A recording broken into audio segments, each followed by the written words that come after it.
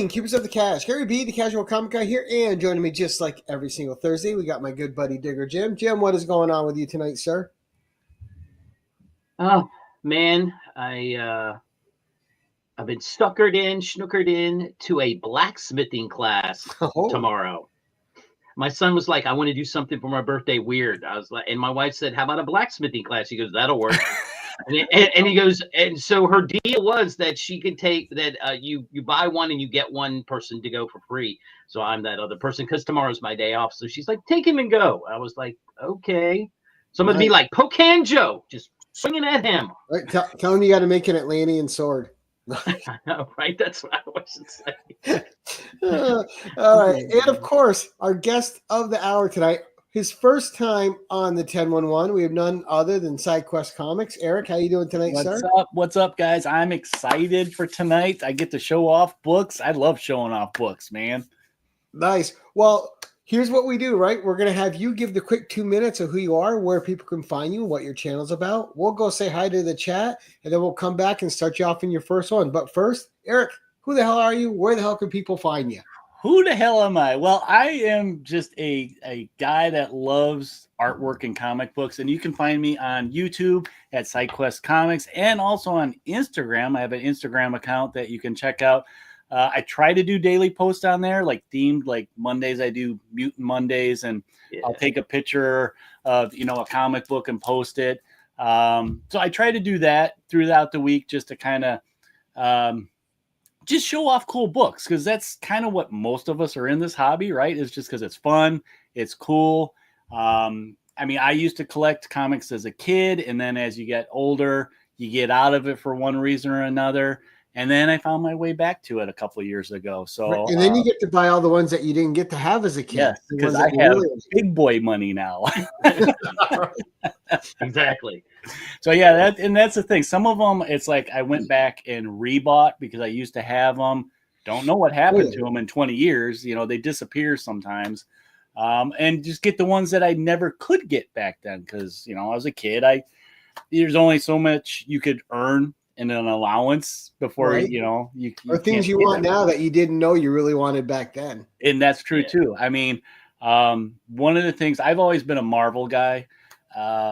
And I dabbled in DC a little bit, but more recent now, it's like I'm diving into DC pretty hard, I think, in the last 6 months, just because the stories are fun. I used to always think they were campy, but now I find that campiness very entertaining. So it's revisiting something that before I was just like, I don't want any of that. Yeah, the Wonder Woman title has been amazing. Both of them. Both Wonder Woman titles are fantastic. Yeah.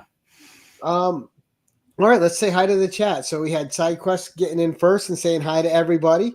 So early bird special there. We have one of my all-time favorite people, Mr. Jerry the Jitterbug. Jerry, how you doing, sir? Jerry has his 4,000 subscriber giveaway going. If you guys haven't, go check out his channel. Really simple to get in the giveaway. Go to every one of his videos that has I think it has the Uncle Sam, but it says a description of the books and what he's giving away. Go make a comment on it, sub them up, and you're entered. It's that easy. Super simple. And he gives away some fantastic books. So go check out Jerry the Jitterbug and watch him work his magic on the books on his channel. Big Nasty Comics, who is coming up here at the first week of next month. Can't wait to meet this guy too. He's saying hello to all my favorite people. Dang it, he's third. It's hard to be first here, buddy. We got people that come in early. We have Ruby G, another great in our community, calm, cool, collected, and a fantastic artist in his own right. We got my co-host Digger Jim saying hello. Yep, Jerry, I just went and got it cut about an hour ago. I'm like, no, I'm done. I usually cut it myself, and I'm like, not tonight. I don't want to do the cleanup. Mr. Mark Andrews, the Canadian royalty himself, right over there. How you doing tonight, Mark? We have Anachronic Comics. How you doing, Joe? Nice to see you, sir. Hall Yeah Comics. He was just on last week. Go check out his 1011. It was fantastic. Great to see you back here, bud. Thank you for coming and watching. And we have, all right. So right now we are caught up. So as people are joining and getting their notifications, I will give them a quick tip of the hat. But for now, it's going to be all about Eric and what he's got to show. So, Eric, start us off, sir. What is your first book? All right. So I know a lot of guests you have, they always say how hard it is to pick 10. And like you guys said backstage, it's not about the top 10. It's like, what are your favorite ones, right? Yeah. So, but still, it's like, how do I pick 10 books from 30 years of collecting, you know? Right. And, you know, I showed you guys this. This was kind of the first wave, and I was like, okay, I gotta thin this down because I could probably do a top 50 with Yeah, right. I think I did. So what I did is I decided to put some rules on myself. It just helps, you know, organize stuff. And I thought I'm gonna come up with 10 books plus one of the decade that I started collecting comics. So I'm going back to the 80s is what I'm gonna do. That was a decade that I was a kid. A lot of my childhood was in the 80s. You know, I was young at the start of it. At the end, you know, I was a young man. So this may show a little bit of my progression in collecting and how I changed. But I thought it's a very important decade for me. Not just as collecting, but just as a person. And I mean, comics have always been about art for me. I went to art school, got an art degree, and I dabbled a little bit in comics, but it just didn't work for me. Didn't work out. I had to get a real job, you know, I had to start a family. But I'm still always drawn to the artwork. So a lot of my picks, I think, are pretty much based on the artwork. That's what drew me to them first. So, nice. Right. I guess I can just start right off the bat. Now, I actually know what my very first comic was that I bought personally. Oh, wow. See, I don't, but. And I actually have it still. So my first one that I ever bought was this little beauty here back in 1984. Nice. So this is when I officially started collecting comics. Got this. Now, I know this was kind of promo for the toys and the cartoon and stuff, but most of the 80s were that way. If there was a cartoon, there was a comic. And if there's a comic, there was a toy line. So, but this one, was the first one I remember going and picking up at, I believe it was Zare Shopping Center, which is like Kmart. It was basically like Kmart in our area. And it was on the little newsstand, you know, so I picked this one up, and I think I brought this everywhere with me. I mean, I rolled it up, put it in the back pocket, in the backpack, took it to school, got in trouble for having it at school, you know, that type of thing. But yeah, I don't know, let me see if I can show off. It's well loved. I can see it from here. It's well loved. Yeah, this is a well loved comic. But I would probably never get rid of this. Do I want to upgrade it? I wouldn't mind getting a nicer copy, but this one will always mean more than that. You know, whatever. It could be a 9.8. Right. You know, I love this comic. It was the start of my comic collecting. This cover by Sidequest just blew me away. You know. Yeah. So yeah, that was the first one I had. Still my very first, you know, I actually have it. And there was a G.I. Joe one, I think, at that time too, that I got like 22, 23. Well, 26. What I loved about that era too, Eric, is, you know, you had Marvel putting writers on these toy property comics because the regular writers were looking down on them and didn't want anything to do with them. No. So people like Bill Mantlo, like Sienkiewicz on the cover, but you had all these people, Larry Hama, that got their jobs and starts like really getting noticed when they started doing these toy lines, and then they blew up. And these are like, where would Larry Hama be as popular today? He's still doing G.I. Joe. He's still doing it. You know, that paid his bills, man. That's all he cared about, I'm sure. Bill Mantlo on ROM, Space Knight. Yeah. You know, that toy didn't last, but that comic went for 75 issues and 4 annuals and appeared in a bunch of other Marvel books. But all these great guys that, like those toy lines like you were talking about and those comic tie-ins, they were essential to their careers and getting them started.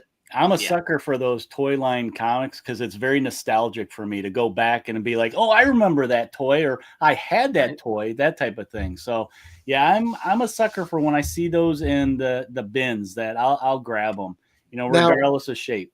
And going back and completing that run, like, because part of it's big nostalgia, right? It takes you back to when you were a kid. Yeah. One of the first things I did when I started collecting again in 2019 is I went and bought the whole ROM series and just read the whole thing. Yeah. All the tie-ins, it was like I was a little kid again, man, just reading that. And I'm like, is it going to hold up? I liked it even more. Yeah. Yeah. Cause you look at it differently, right? That's the thing. Right. It's like you have a different mindset of these. And, they do say that music is like a time machine for people. I think comics are totally right up there too, because it brings you back to that time when you were 10, 11, 12, and you're discovering whatever they're presenting to you for the first time.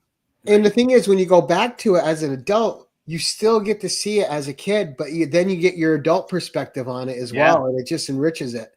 Sometimes some of them don't hold up, but there's a lot of them that are still pretty fun. But I was reading. I was reading an Avengers not too long ago. I want to say it was like in the 180s, maybe 19. I don't remember. Somewhere in that range, that time period, and at some point they reference they're trying to get, or they're flying by Russia, but it's under the radar, and they reference, oh, we can't land there. It was part of the SALT treaty. And as a kid, I'm like, I don't know what that is. But now I do, looking back, going, they referenced like history at that time, like what was going on right now. Yeah, snapshot of time. That's why I like the old ads in the old comics too. A snapshot of time. I do. They're a time capsule. They're great. Bubba gum, man. I love that gum. Bubba was the champ. You know what my favorite ads were too? Were the all the Hostess Twinkie ones. He had like a 1-page adventure, which was always super bad, but it was so fun. Yep. Every once in a while, I take a picture of those when I find them. If I start giggling about it, and I'll post it on my Instagram because it's just so funny. I've done that too. I made like a short out of it. We're gonna rob that bank, but Spider-Man gave him some strawberry Twinkies, and now everything's good. They're gonna give up, that loot for that Twinkie. Right.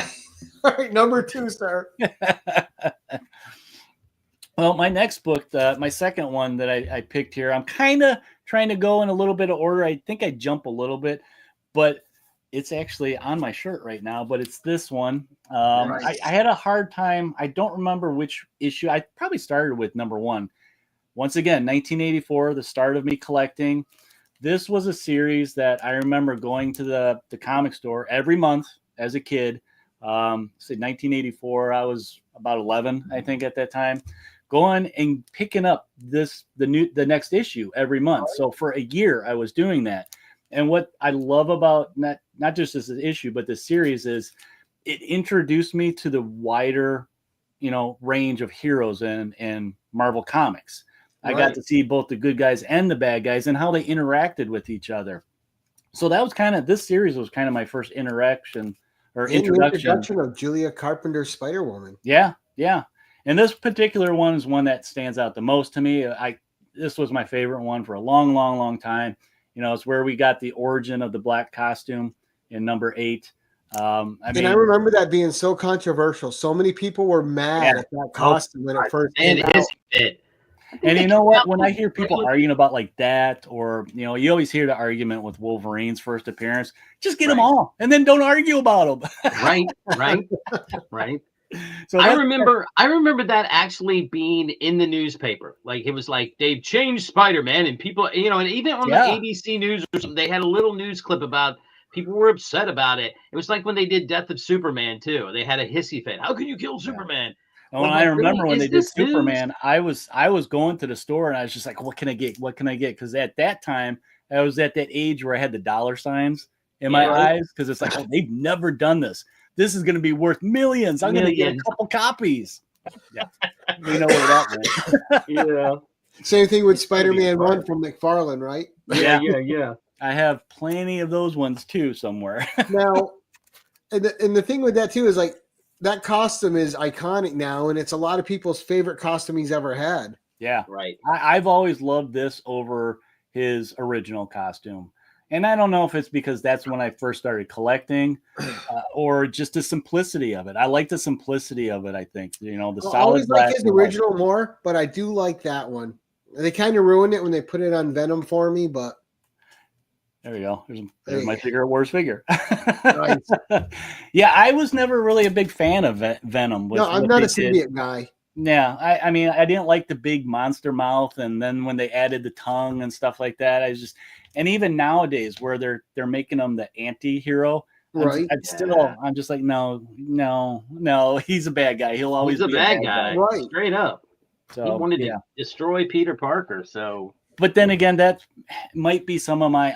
I like Spider-Man, but I'm not a huge fan, type of thing. I mean, he is the face of Marvel. I still consider him the face of Marvel. When I was growing up, it was Conan and Spider-Man. Those are my two favorites. Okay. Like, anything with Spider-Man, I would read. When I got away from Spider-Man was after the Clone Saga, and I was just done with it. I was like, the Clone Saga. I'm like, you tell me the Peter Parker I've read my whole life isn't the real Spider-Man as a clone. I'm like, I'm you guys screwed. I'm done. Yeah.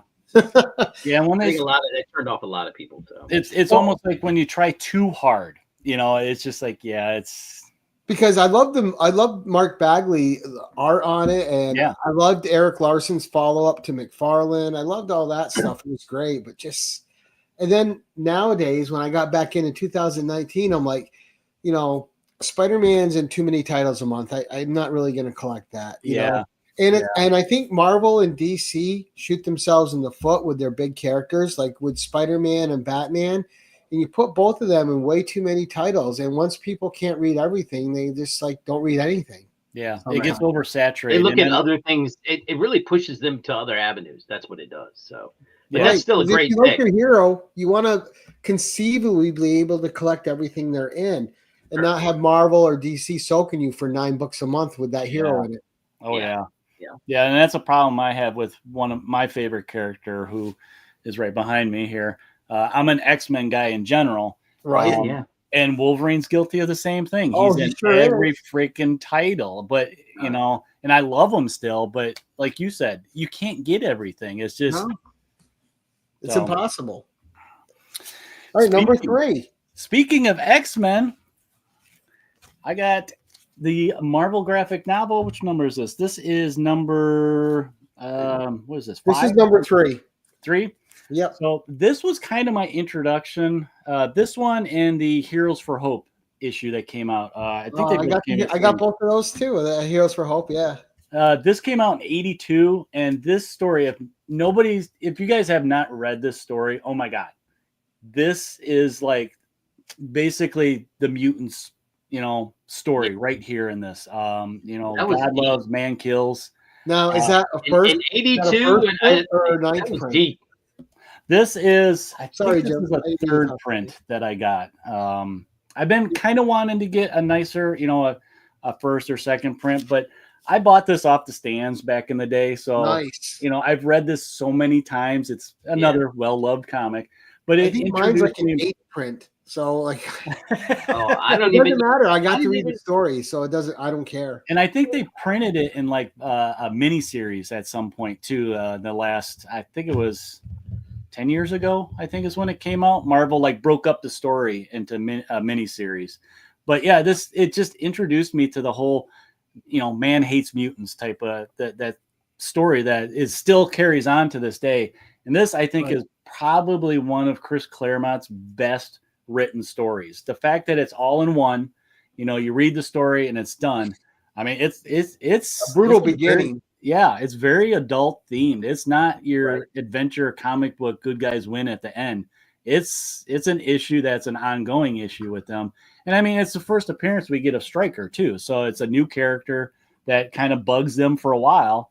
And I think we actually got Stryker in the second movie is what it was. They changed his character a little bit, but yeah, it's an excellent story. I can't highly, suggest getting this one and reading it. If you read no X-Men, this was one to read. It's got kind of the classic lineup too, which is cool. So, I get this one. And that one's probably what started me down that road of the X-Men, my love for the X-Men. And I don't think it's that story of humans hate mutants. I think what it was is that the mutants weren't mutated or they didn't get their powers through some science experiment. It was something that happened to them, when they, went into maturity, whatever gene they had is what triggered the power. And I always thought that was fascinating. It's like they're a completely different race on the world, but they're always the underdog.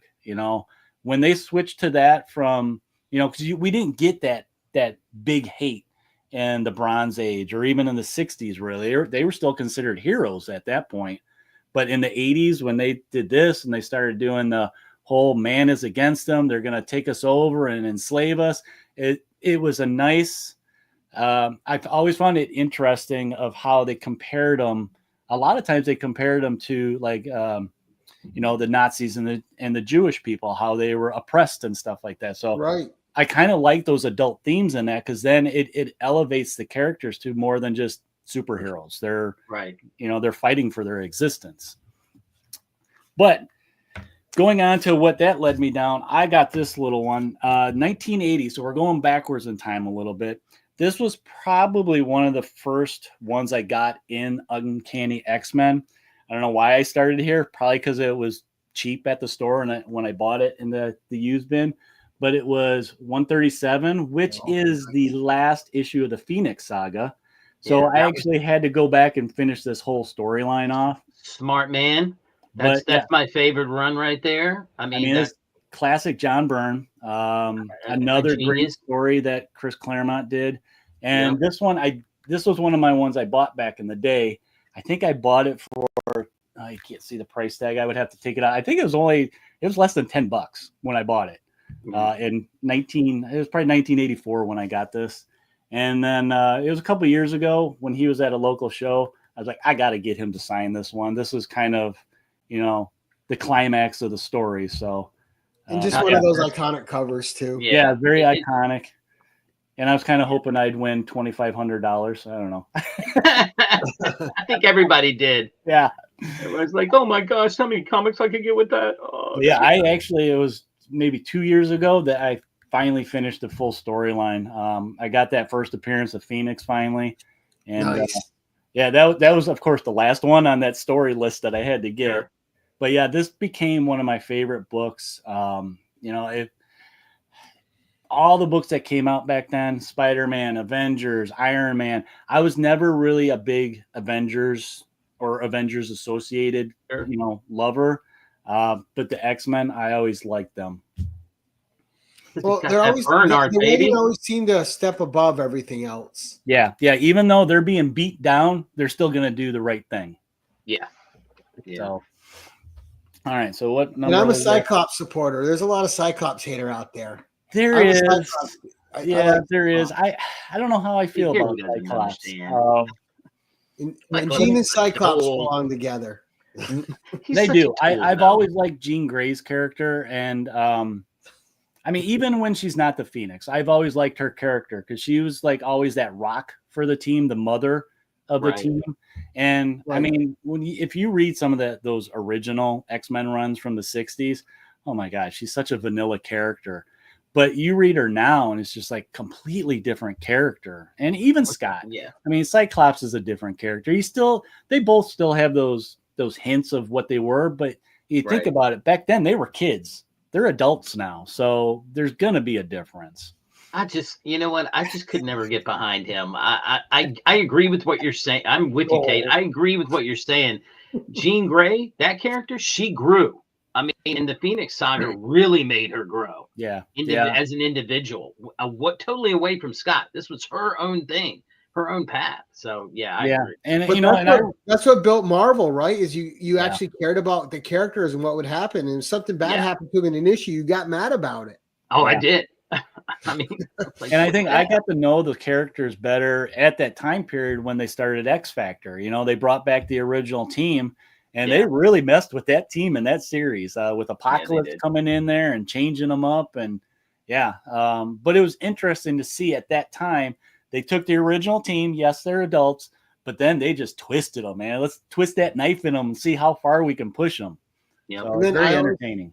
I always loved Storm, man. Storm was just, you know, if it wasn't Scott leading the team, it had to be Storm. Yeah, she was probably my favorite team leader. And I think some of that's, you know, when I started collecting the series on a regular basis was right about that time she was coming in as the leader. You know, and the artwork blew me away with John Romita Jr. and stuff at that time. And I think that even was a time when Magneto was on the team and Mohawk Storm too. Yeah. Mohawk So Storm. That's when she became a badass. I mean, and she kicked Scott's butt. See, and I always say too, like in an X-Men movie, you know what I'd like to see? Just a ground level story, like the one with the Morlocks. Yeah. Yeah. Like just a really heavy thematic story with them and the Morlocks would be fantastic. They need a basic story. Don't try to squeeze everything in it. And that was always the problem with the original 3 X-Men movies. They try to squeeze too many villains in there, and it's like, well, you're not really telling that villain's story. Why are they a villain? We don't know. They're just mashed together. So right. All right, number 5. Number 5. So keeping a little bit themed to X-Men, and I already mentioned my favorite character. So favorite character, Wolverine. Of course, I got to go with number 1 by Frank Miller, Chris Claremont. This was one of those books when I started collecting his stuff, solo stuff. This series I only had to trade. I could never find the single issues at that time. Yeah. Well, as an adult with big boy money, I hunted for a nice copy of this, and it was one of those. I think it was a birthday present to myself. I found one, very high grade, and I said, I don't care, it's a birthday present. Happy birthday to me. So, because it's one of those key books, those big, important books that I had to have because it was so important to me as a character that I followed for years and years and years and years.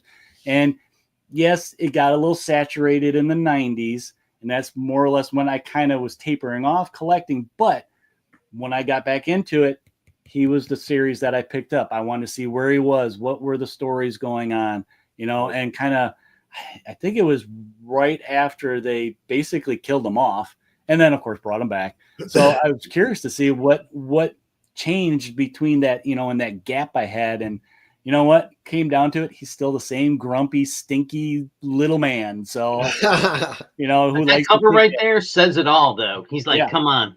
Come and get some. He's not allowed to have his cigars anymore because I know I don't like that because that was so much part of his character. Oh my God, yeah, it really was. Him and Ben Grimm. Yeah, like you thought of them, you thought of cigars. Right. No, I agree.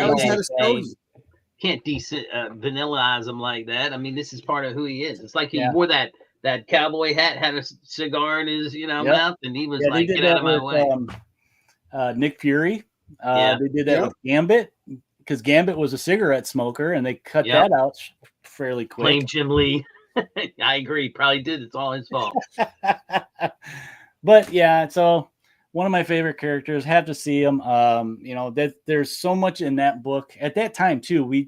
They really didn't have his origin fleshed out, so it was that mystery. That was that allure of him. And I don't think they knew what they were going to do with him. I think they ended up making it up. They're like, we just have this character, and people love the mystery. I don't think they knew anything till like that Origins series. When they finally did that Origins series and kind of took all those different broken backstory stuff and put it together. I mean, the man's 200 years old. It's like we gotta kind of put this together a little bit, So what did you think of the movie with where he's like super old and Charles is having Logan. I liked it, and I thought it was amazing. My wife, she's not a comic book person. She doesn't know a lot of these characters. Right. I made her watch it, and she was thinking, "Oh, it's going to be a Wolverine movie, a superhero movie," and she was blown away that it wasn't. It was just this. Right. It was kind of a sad let the violence happen with the claw. It's a caretaker movie is what it is. Yeah. It's a person who's taking care of his friend in his last days and helping this young person at the same time. Yeah. Logan was just an incredible movie. That movie, Laura Kinney blew me away. I was so ready for an X-23 movie after watching Logan. And it was such they blew it on that we didn't get it. I'm hoping they blew it a big time. They do right by her and give her an X-23 movie now. Because she was one of my favorite parts in the new Deadpool and Wolverine movie. Yeah, I really like seeing her come back in that. When she walked on screen, you're like, yes. Yeah. And she was that character again. She was still that character. And right. It fit with all the comic stuff too. And just to see their relationship too, I'm like, that's kind of what we want. We want that Wolverine legacy, Yep. Right. In the end, even though that he wasn't her Wolverine, she understood what his issues were because, it was great. Real quick, before we go to the next one, hold that back up again. That last book. Okay. That's Frank Miller art. That is. What is out right now? I don't know. Yeah, this is 1982. That's the Frank Miller art I'm going to remember. Because you say you collect from art. Tell me you picked up that what was that black cat that I just saw the other day? I don't know. It did. I couldn't tell. I think some of that new stuff that he's been getting a lot of flack from, I think those are just, I think they're hand me's. Let's hand Frank some work, because I don't think he's a well man. I think he's kind of sick. So this is just a way to get some money type of thing. It's definitely that. It has to be, because they just, but at the same time, I'm like, and you know, I can't draw for crap. Okay. I just can't. But that just isn't his best. No, I don't think it's, if you are sick, I don't think it's a way to go, you know, to be remembered. You know, I don't think you want your legacy to be remembered as what you did at the end. Right. Unfortunately. So yeah, somebody else said that Tate, that he had switched to digital and it makes a huge difference. Yeah, okay. It's just I'm going with that, with your theory. I saw him at a show. He did not look well. So no, that's too bad. Yeah. It's one of those that will things always be his art, though. Yeah. I hate seeing some of our, I guess you would call them our heroes, right? There are inspirations, you know, failing like that. He did one of my all-time favorite covers. That's ROM issue 1. Yeah, that's what I'm just saying. ROM issue 1 is a fantastic cover.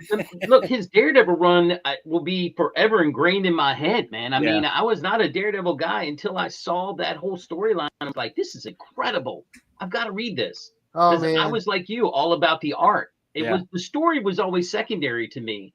You know, now that I'm older, I kind of want a little bit of a story, but still, it has to have substance, because it's a comic book, and that's what it is. It's a visual art. It's all visual art. Right.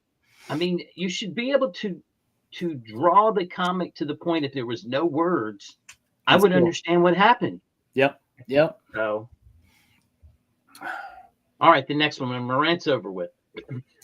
We'll be here all night. Yeah. Oh, yeah. Jim gets on a rant. No, number 6. All right, number 6. I'm going back to 1983. One theme I have in the 80s is those toy lines, which I did mention, or movies made for kids. And one of those movies is Star Wars. So I love this cover. It's one of my favorite covers. I was never a big Star Wars comic collector, but I had all the toys. I watched the movie over and over and over again. And this was one I actually had to go back and get that I always wanted, just because you get the origin of Boba Fett, and it's the first mention of the Mandalorian. So I thought I got to have this one in the collection. If I don't have any Star Wars comic, this was one of the ones I had to have. So I think I have this as a blanket too.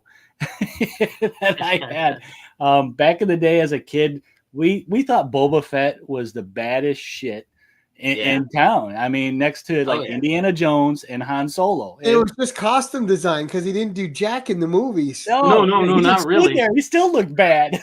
He's just holding the gun, going, "Yeah, I'm the muscle." Yeah.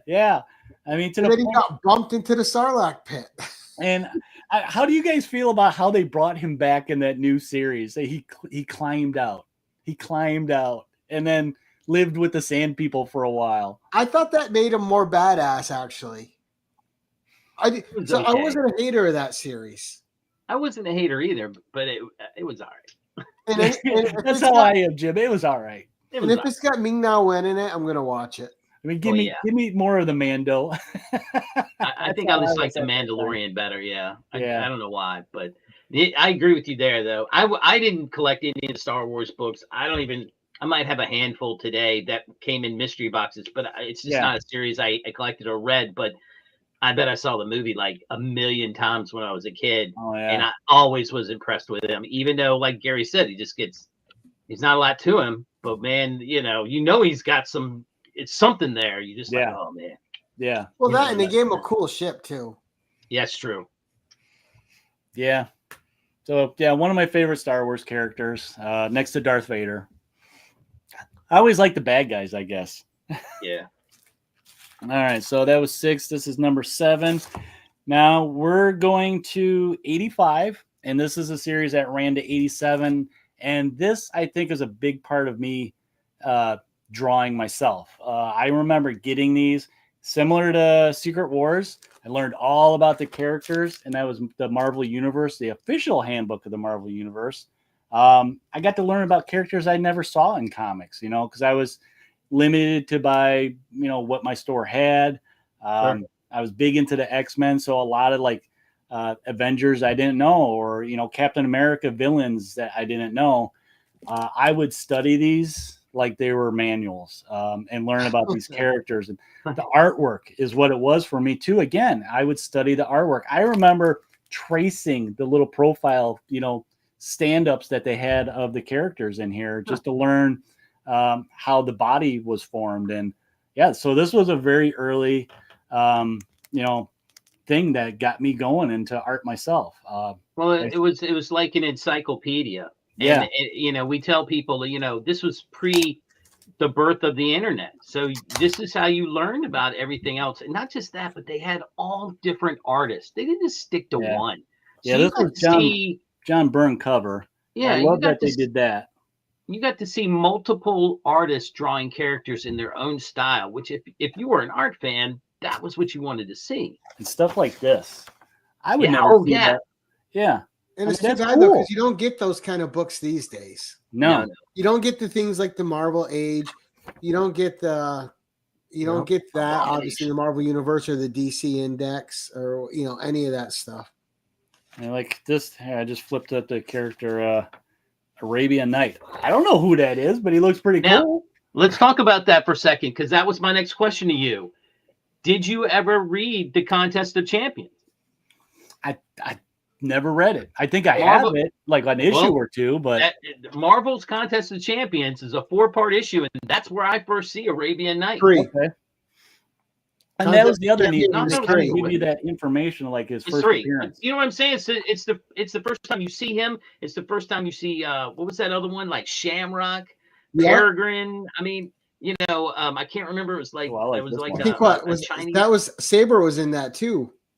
Yeah. So I mean, I have it right over there. I love that 3-issue series, but a lot of them just their first time on one panel or two. Yeah, short-lived, but it's like the fact that you can read through this handbook and find out about all this information. This is nerd fire right here. Oh yeah, I need to know about the Avengers Mansion. Here you go. How big is the Hulk's toilet? Yeah, exactly. Yeah, Nate's right. The Who's Who in DC did the same thing, and I love those just as much. They do a good breakdown. I like the Marvel ones because they did give you a lot of illustrations in it. That's what I liked about that. Yeah. Some of them were just clippings from the comics and stuff, but I did like those original, profile pictures of all the heroes and villains. Contest of Champions, like he said, that's a 3-issue mini you should get. It's still it's their first miniseries, and it's still relatively cheap. Yeah, I think I've seen it before for cheap. Like even the whole set, that's like maybe a $10, $15 At some point, it'll pop. So get it before it pops because it's a fun read. Yeah, read it cheap. You can read it cheap. It's got like 10 first appearances at least. Conquistador, Blitzkrieg, Collective Man. That's what it was. Collective Man. I couldn't think of the guy's name. All right, so we're number 8. We're gonna take a little. We're going to diverge a little bit from Marvel. I actually thinking about it. I don't think I have any DC. Well, I wasn't a DC collector back then, but we're going to go to Independence. So we're in 1986. So I am already a teenager at this point. So I started exploring more than just the superheroes. Right. This is a series I discovered. Me and my cousin found this in the comic store. It's by Aircell, very short-lived publishing company in the late 80s. But Samurai, what I love about this series is it's like the start of the independence in the 80s.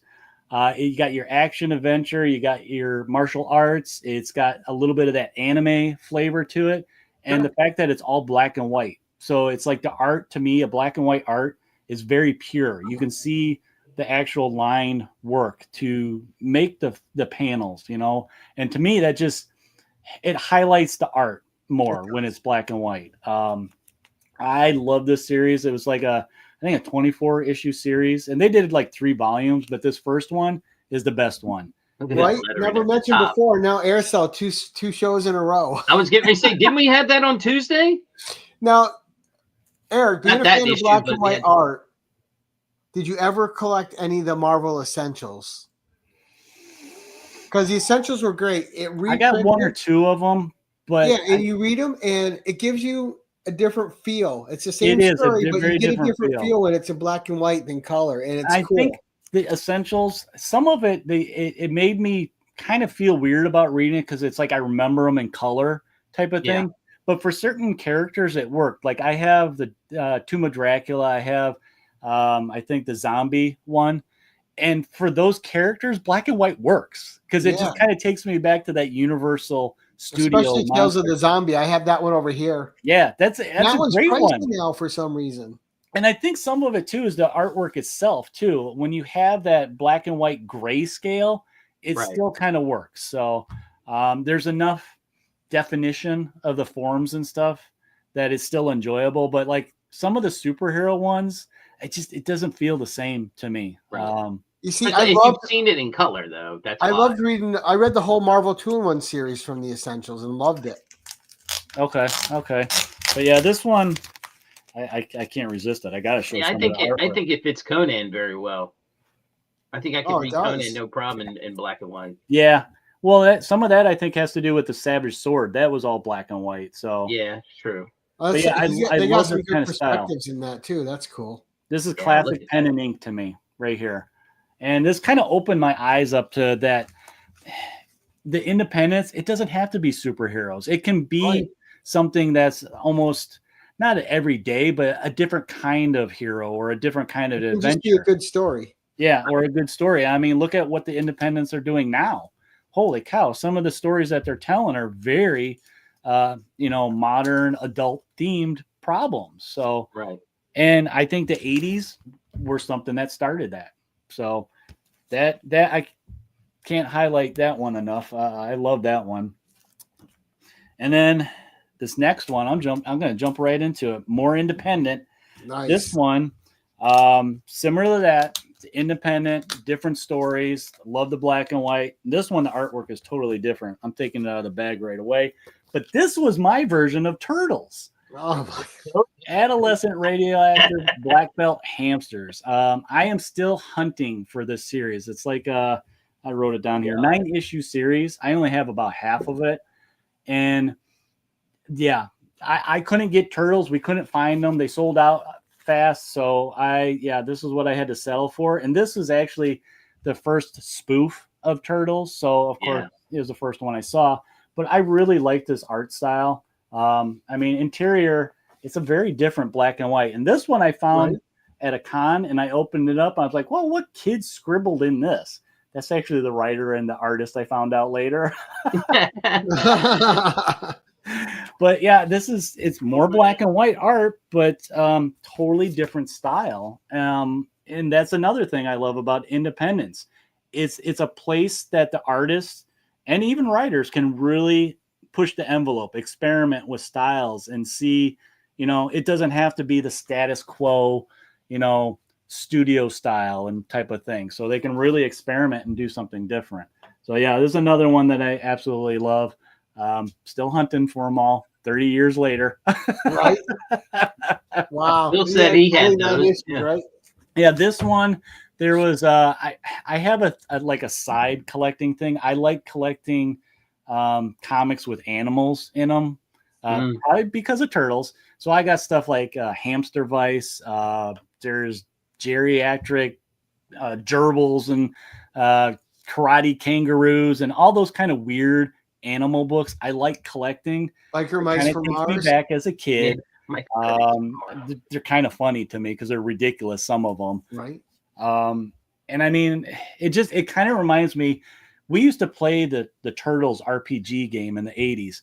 We never actually sat down and told stories. We just made characters all the time that were animals, and they knew martial arts.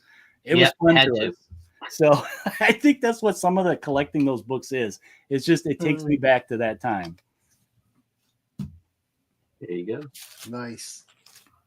All right.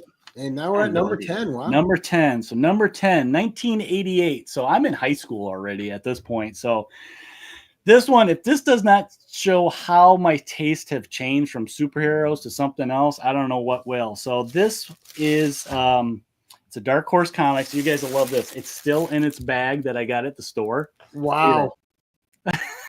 This is when Inferno was going. And they were advertising the Marvel Masterworks when they first came out.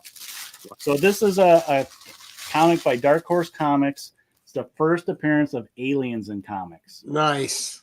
At this time, like, I think this was shortly after the second movie came out, and it was just like blowing up all over the place.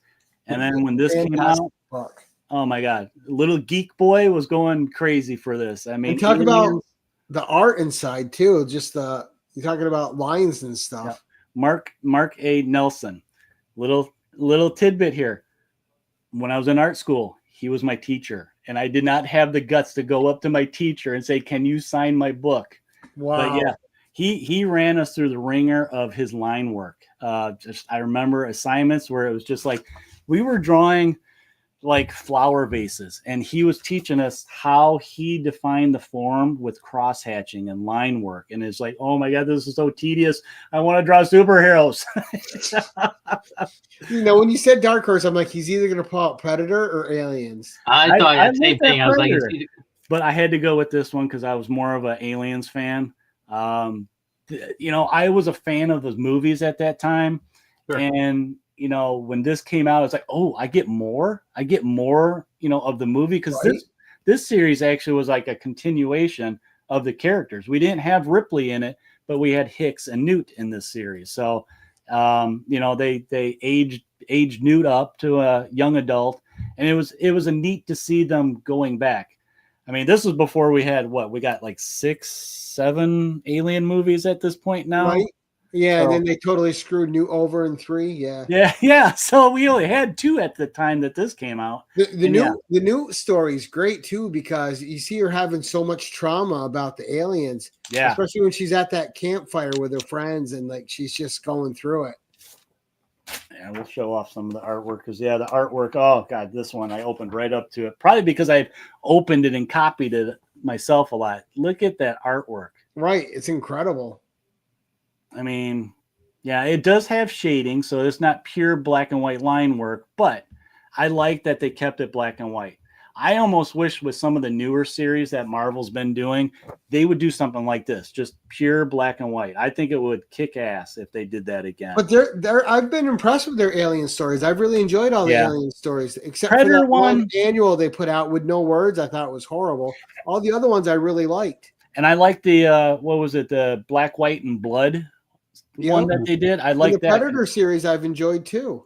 Yeah, it's like when they had it focused around like a major character going through the series, it was pretty cool. But I don't know why they keep going 4. Just keep it all the same series, type of thing. They keep retitling it and stuff. So, but I guess that's just what they do nowadays. So yeah, to bring it back out. But yeah, I think I have about 3 copies of this. It's one of those books that if I see it, I buy it. Because it was at that time where I think this was a book that I decided that this is what I want to do. And that's when Dark Horse was doing their best stuff. Mm-hmm. I think this might have been one of their first properties they got next to Predator. And then they got Terminator. And then they got Star Wars. And then they were just, printing money, basically. Right. So that's my 10 probably favorite books of the 80s that that I think shows where I advanced from little kid superheroes to, okay, this is kind of space horror. So, but before we go to your 11th, I got to ask you, Alien or Aliens? What's your favorite Alien movie? Aliens. Second one, I like the action flick more than I like the horror. I like the horror more. So I like the first one more. Nothing wrong with the second. I just prefer the stronger horror element in the first one. I think what it is the characters of the Space Marines in the second one, how they were all very unique characters. I mean, Bill Paxton in it was hilarious. You know what killed me though is sometimes they're a little too campy for me. Yeah, they're very stereotypical Marines, you know. But you're like the whole hoo-ha. All right, as a teenager, I was okay with that. I was like, man, that's a badass with that, you know, that big.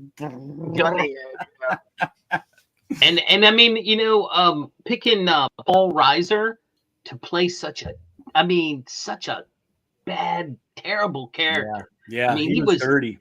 And I saw an interview with him not too long ago where he went for the job thinking he probably wasn't going to get it because, you know, he was a comedian. He was doing Mad About You. I mean, he's like, they're never going to pick me, but that was exactly why they picked him. Yeah, because of all of that, they wanted a guy that could flip. Because you wanted to trust him. Yeah, you and he wanted to be able to flip it so quickly to see how evil he really was, and he said 90% he feels like that's why they picked him for it. Now there's that newer series that Marvel was doing where his character was in it. Yeah, that What If one. And it was pretty good. I actually liked seeing the character so many years later, and I think he co-wrote it, Paul Reiser. Yeah. Which really it was a story idea I think that he had. Yeah, and it fleshed out the character. It's like totally. It's like, yeah, I can see him. You're still being a jerk. Great books. All right, so we got two more, right? Yeah. Your spec pick and your extended story. You can do it in whatever order you choose. I think I'm going to save my personal story for last because it actually doesn't fit in the decade when it came out, but it's when I got it. But my spec book. So like that last one I showed you, very art related with inspiring me to do art. This one's one, probably one of the first times I saw this artist. But I have Alpha Flight, kind of weird one, Alpha Flight. But this is, what number is this? 53. So 53 is the first Marvel cover that Jim Lee did. He was doing some interiors for Alpha Flight before this, but this was his official first cover that he did. And then he did a couple more for this, and then he went to Uncanny for a while. And then, of course, they launched X-Men with Chris Claremont, and then his career just blew up, and now look at him, he's head honcho at DC. So but this was a book that the first time I saw it, it's fueling the Wolverine fire that I have to have all the Wolverine back in the day as a teenager. And I mean, it was these early Jim Lees. I was such a huge fan. Is another artist that I used to just follow and study back then. All the way through into the X-Men, and then when they formed Image. I think I lost track, of course, in the 90s again, and then I started picking, noticing when he was doing Superman and Batman in the early 2000s. So I've always been a fan. This is one of those books that if I ever go to a con and he's there, I would stand in line for 6 hours to get him to sign. This is my big book for me. It's a comic collecting changing book for me, from when he started to see him start and then to where he is now. So evolve. Yeah, I mean this. Now, do you think they're going to come out with an Alpha Flight movie? No, I don't think there's enough interest. Alpha Flight. I've always loved Alpha Flight. Alpha Flight was like, if it's good, people will come out. There was no interest in Guardians of the Galaxy. That's true. That is true. I think a lot of it depends on what characters they choose, because Alpha Flight's it's got a big roster like the X-Men, and it depends on the story. Alpha Flight in the beginning had great stories, when John Byrne was on it, and then like about this time it started getting a little weird. They started losing direction, and they started it became a title that they threw artists and writers on that were just starting out to see what they could do. So a lot of times the book just didn't make sense. And I love the team. I love the characters. And it's just like, what are you doing? Right. So, I think that first set of run, that first 20 issue run or whatever, like you said with Byrne got to develop the base characters and tell stories about the base characters. Yeah. It's not so much a lot of Like they didn't have epic battles and stuff. It was like, here, I'm going to tell you who North Star is. Here, I'm going to tell you who, Shaman is, or Talisman, or, Snowbird. That's what he got to do. He got all the good stuff. Yeah. And then it was like, all right, when they got into other artists doing it and other storytellers, they just went off the rails. Yeah, and at first that was one of the things that drew me to it too, is those stories they were telling that were in Canada, a country that I really didn't know anything about at that time. So it, like the stuff they did with Snowbird and Shaman, with all the gods of the North and stuff, I thought that was so interesting. It was like, okay, I know Thor and I know Asgardians, but I don't know any of these gods. These are really neat. And then some of them ended up in space with Carol Danvers.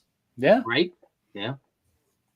So I don't know. They've had a couple recent kind of revivals of Alpha Flight, and they've been okay. Like I think the most recent X-Men, there's like a 2-issue arc where they kind of brought Guardian back and some of the team like Puck and all that. And I was like, ooh, maybe they'll do something. I kind of think they were just testing the waters. Right. It's a very niche fan base for Alpha Flight. But like I said, it was all about Jim Lee for me too. That really defined me. After this book, I started following whatever book he did. I was getting just because of him. But any property is just the right combination of the writer and artist doing it to make it pop. Yeah. Sometimes you can't have one without the other, right? Essentially, what you said was 90% of my collecting with John Byrne. If John Byrne went to the book, I got it. Oh, it's going to Fantastic Four now? I'm getting the entire series. And it was a great series, by the way. I think his Fantastic Four might just edge out what he did with Claremont and X-Men just a little. Because he was telling the story. Fantastic Four one's amazing. Yeah. I think because he got to tell the story and do the art. And in X-Men, him and Claremont would just butt heads on everything. Yeah. And you could see it to a degree, but man, he really flowed in Fantastic Four. So, but yeah, if he did, I mean, I even picked up a few of the Superman just because I was like, John Byrne art, got to get it. Yeah, I like the Man of Steel series that he did. And then he started doing independent stuff. The Next Men. Yeah, John Byrne's Next Men. Yeah. I like that series a lot. And hey, we got Hellboy from that. Right. So. All right, last book. So last book is my personal story one. Like I mentioned, this didn't come out in the 80s, but I got it in the 80s. I got it probably about 84, 83, something like when I first got that first book. And this is a book that it's special to me because my dad gave this to me when he saw my interest in comics start. Oh, nice. So this was a comic, let me see, I got this about when I was 10 or 11. This is number 65, came out in 1970. Dad got this from the spinner rack at the drugstore. And I remember when I first started collecting comics, my dad saw that and he's like, oh, I got some comics from, when I was younger. He had them sitting in a brown paper bag from the grocery store on a shelf, back in the storage closet type of thing. And I remember it's like gold to me. I was like, just getting into comics, and I'm seeing comics that at that time, 13 years old. And there was like Spider-Man, there was Captain America, some early first volume of Silver Surfer was in there. I have all these comics still too, but this is one that is something about it stood out to me. This was like the second to the last before they stopped the run, right? And went into reprints. But this classic art, this is Marie Severin that did the art. I got to see them all in their costumes. It blew my little mind away. So yeah, next to Heroes for Hope and then this one, it's really what attributes to me liking the mutants. Being a kid and reading this, back then it was just pure adventure. You knew who the good guys were, you knew who the bad guys were. Saturday morning cartoon fun, that type of thing. So yeah, this one, I mean, I still have it in the same nasty tape bag with cardboard in there. Goodness. Oh my gosh. Might want to change that out. Book that it's no big key. It's not of any big value. You can go find these for cheap, but the fact that it's one of those early gifts that my dad gave to me as a kid. Got that sentimental value. Yeah, sentimental. He's fueling that interest in the art because I was drawing at a young age too. So it's like he's fueling that a little bit. He's showing that he cares that he cares about what you care about for you. Yeah. Right. And so this is one that I'll never get rid of. I don't know. This bag eventually probably will need to get replaced because it's starting to get sticky, like they did from back in the 80s. Oh yeah, and you don't want it to do that to the cover. Yeah. Mm-hmm. So yeah, this is one that I treasure deeply, deeply from him. And I think I must have read this hundreds of times too. So. And it's funny, like your favorite stories, they just don't get old. They're just fun every time you read them. Yeah. So that was my personal story, but that's my 10-1-1, guys. That was fantastic, man. You nailed it. You knocked it right out of the park. That was awesome. Very, very X-Men heavy, but that's what I got into. It's what I'm still into. I mean, I like other stuff like we all do.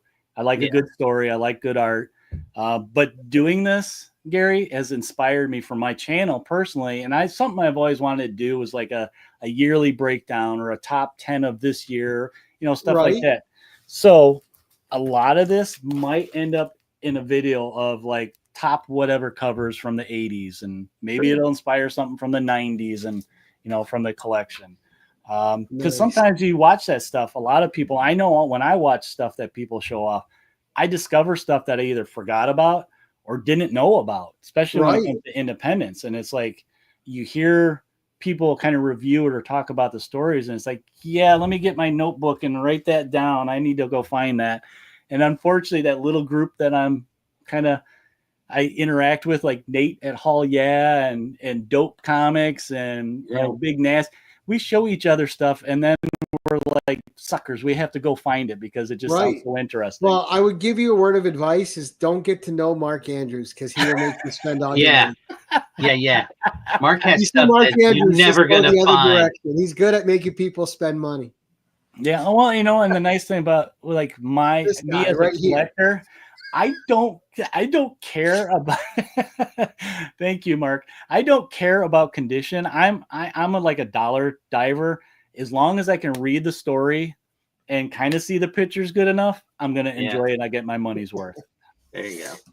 Now, see, look at him playing innocent, like he doesn't cost people money when he talks about stuff.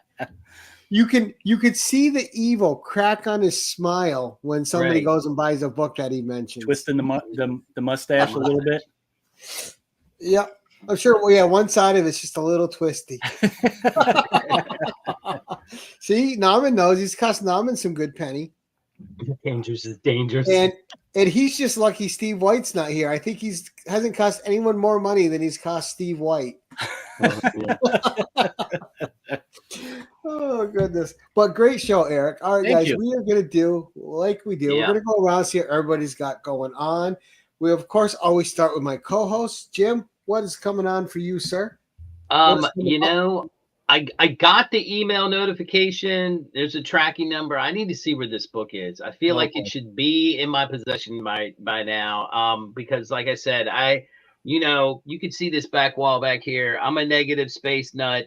Everybody collects what they love, and I love that stuff. He's got a killer strawberry shortcake negative space on the way. Yeah. Well, I got a John Tyler Christopher books coming eventually, so that'll be that might just go up as a short. I am going to. I think I'm going to have the opportunity maybe to dig tomorrow. We'll see. I'm hoping to find some cool stuff at this guy's yard. If he says yes, if not, I'll find somewhere else. But there's always a digging adventure sooner or later to come up. And I was just picking on Jim, and then as soon as I picked on Jim about the strawberry shortcake, I was like, "Damn, I would totally buy a Care Bear Grumpy Bear negative space cover." I'm looking for the anniversary border of Care Bear. I would get that Care Bear cover, that Grumpy Bear. I would buy that in a second. It's for my little sister. Right. Yeah. Yeah, it's for a friend. I told him I'd hang it on my wall for him. Yeah, that's the ticket. Yeah. All right. Coming up for me, next week we have Mark Andrews on, and he's doing a Mark's Toys special, the old toy company from the U.S. He's got a bunch of Mark's Toys figures and toys he's going to show off. It's going to be incredible because Mark's collection is incredible. Yeah. And he always presents his shows with a lot of history. It's always a fun watch. And then on next Thursday, we have Big Nasty Comics making his 10/11 premiere. Nice. So, and that's going to be fun because I haven't met this dude yet. So one of my favorite things about this show is I get to invite people on and meet them for the first time. Cool. So I got to meet Nate last week. I got to meet you this week. And, you're just getting all the knuckleheads right away. Huh? You're getting all the knuckleheads right away here. I try to, when I'm seeing new people, I try to get them on just to meet them, have some fun, see who they are. And with that, what is coming up for you, Eric? Well, this weekend I have my end of the month live show that I do. It's a Sunday show off where what I do is I invite some guests to come on and we play some games and then we show off books of like recently in the last month our books that we haven't featured on our channels or we just haven't showed off in posts and stuff. So basically it's like your top 4 or 5, whatever you found that's really cool in the last month type of thing. And then I think coming up, I think it's 2 weeks already, is C2E2. So I'm going to that con in Chicago. I'm in Chicago. So I'll be there if anybody's going. Contact me, let me know, look for me type of thing. And then other than that, Heroes Con in June. So project-wise, the videos are always coming. Kind of which way I want to go. What do I feel like talking about type of thing, or what do I find? Nice. All right, excellent. So with that, always first thank you goes out to my co-host, Jim. Thanks for always being here, buddy. Welcome. Appreciate it so much. You know that. And then, of course, there's no show without our guests. So thank you, Eric, for coming on. Well, you, of course, will be invited back in the future. Nobody comes on just once. No. If you see somebody come on just once, I didn't like that person. Yeah. So but we'll invite you back in the future for another episode and make you go through your collection again, just because that's the best thing about being a host, Eric. You get to make other people dig up their collection and you don't have to put things back in your boxes when you're done hosting. I hate that. Yeah, I got piles next to me still. Right. And of course, there's no show without the chat. Thank you so much to the chat that joined us tonight. And for those of you who are catching this on the rewind, thank you very much. We certainly appreciate your time, your views, and go sub up these fine gentlemen that are on the show with me. Their links are in the description below. And with that, you know how we end these things. We're going to say thank you for watching and keep it casual.